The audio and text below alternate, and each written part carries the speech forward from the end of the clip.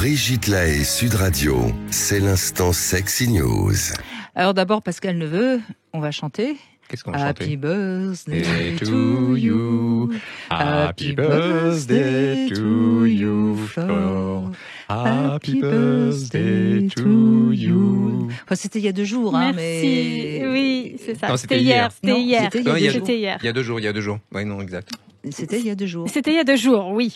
C'était le 19 octobre, tout à fait. Mais c'est tous les jours, ton Voilà, c'est anniversaire. tous les jours ma fête, bien sûr. Je ne sais pas si c'est tous les jours ta fête, mais... Bon, en tout cas, grâce à vous, on va savoir pourquoi les femmes gémissent au lit. Exactement. Grâce à moi et grâce surtout à une nouvelle étude qui vient de paraître début octobre, elle a été menée par des scientifiques britanniques et confirme que Ça vaut ce que ça vaut. Hein. Si c'est des scientifiques Ouais. qui font des études sur le sexe... Vous avez tout à fait raison. Je vais le modérer derrière. Et elle confirme que les femmes feraient plus de bruit au lit que les hommes. Mais ce que l'on retient surtout de cette étude, c'est que les gémissements des femmes sont plus un moyen de communiquer avec leur partenaire qu'un réel indicateur du plaisir pris au lit. Pour parler plus clairement, les gémissements des femmes, c'est plus une boussole qu'un thermomètre. Ça ne donne pas la température du corps, ça indique la direction du clito. Voilà. Les 2 chiffres qui... C'est une boussole, c'est ça? Voilà, c'est une boussole, c'est un indicateur. Ça aide à C'est-à-dire... J'ai pas compris. Ça aide à expliquer à son partenaire s'il faut aller plus vite, moins vite, plus haut, plus bas, plus dans ce sens-là. Même quand elle simule? Voilà, justement, je vais y venir. Alors, les 2 chiffres qui ressortent de cette étude sont assez éloquents. 87% des femmes auraient déjà gémi pour que leur partenaire se sente bien, en confiance, et 66% auraient déjà gémi pour que l'acte sexuel se termine beaucoup plus vite. Donc oui, là, on est clairement dans de la simulation. Cette étude n'a été réalisée que sur une petite centaine de femmes, donc vous avez raison, il faut évidemment la prendre avec des pincettes, mais ces résultats récents corroborent de nombreuses autres études faites sur les gémissements féminins. On sait ça, tout ça. Oui. Et le fait qu'ils ont plus à voir avec ce que les femmes veulent dire ou faire croire à leur partenaire que sur les secrets de leur corps. Des résultats qui montrent qu'entre communication et simulation, la frontière est très mince en matière de gémissement. On se rappelle qu'en 2019, l'IFOP arrivait avec un chiffre similaire. Environ 2/3 des Françaises admettent avoir déjà faim d'atteindre l'orgasme dans leur vie. D'autres études américaines montrent qu'une... J'avoue. Vous faites partie des 2/3. Oh bah oui. Attendez. Il y a 2/3 qui disent la vérité et 1/3 qui mentent. Hein. Voilà, et comme si on le sentait pas, nous. Vous nous prenez réellement. Alors ça, je vous assure que vous le sentez pas. Enfin, peut-être pas vous, Pascal, puisque nous n'avons jamais eu le plaisir de nous rencontrer charnellement.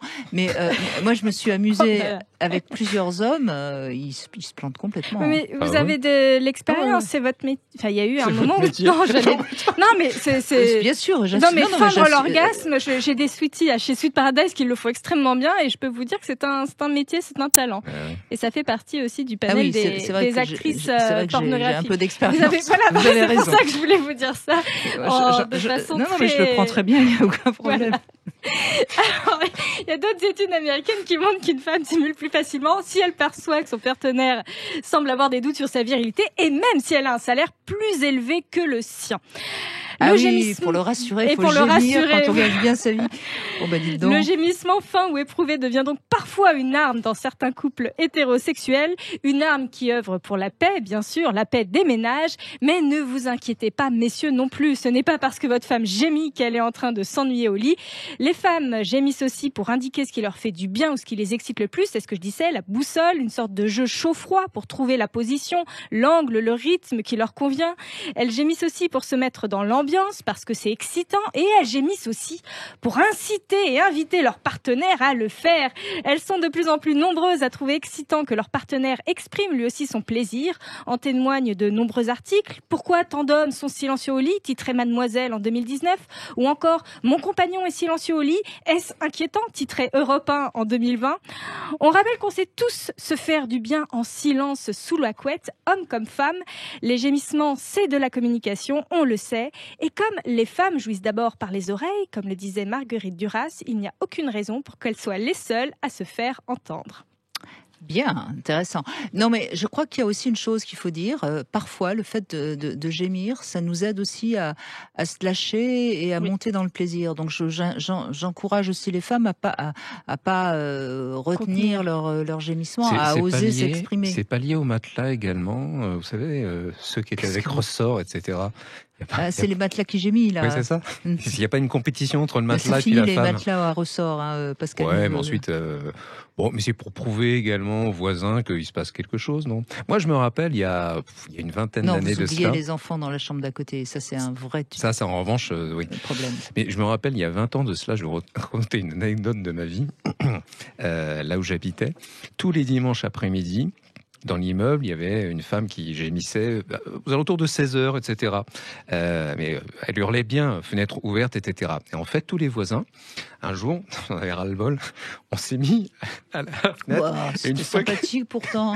Quand elle a gémi, qu'elle a hurlé, etc. Mais en plus, on entendait bien le battement, en tout cas le rythme du mec, sur les etc. raisons de ce gémissement. Et en fait, on a tous applaudi. Le dimanche suivant, il n'y avait plus rien. Vous voyez, vous lui avez cassé son couple. Ouais, totalement. Et vous êtes fiers.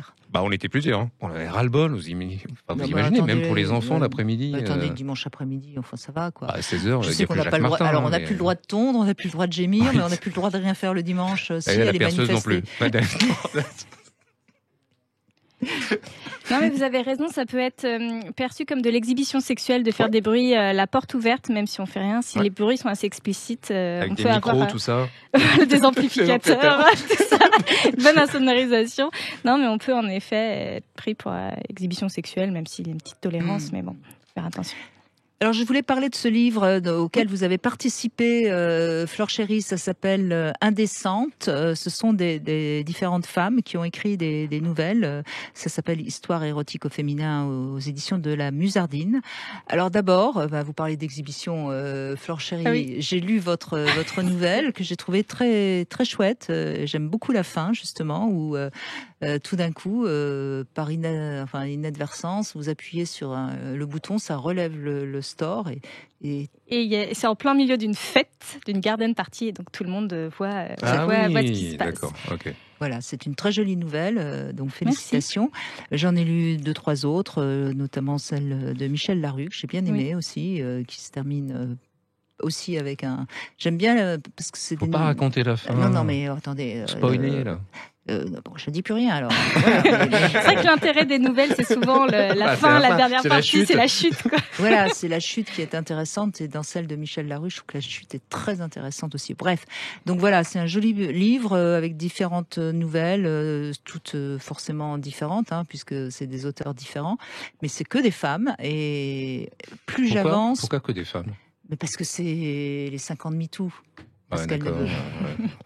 Et oui. Hélas. Oui.